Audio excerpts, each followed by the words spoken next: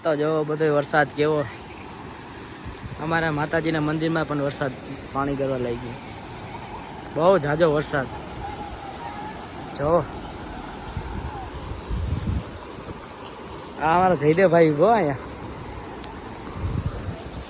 જો જોતો પાણી જાય બહુ વરસાદ પુલ નીકળી ગયો હાલો મારો મોબાઈલ પલળવા લાગ્યો અમારા ગામમાં બહુ છે તમારી શેરીમાં હે ભાઈ જાઓ ભાઈ અમારા ભાણવરમાં વરસાદ જો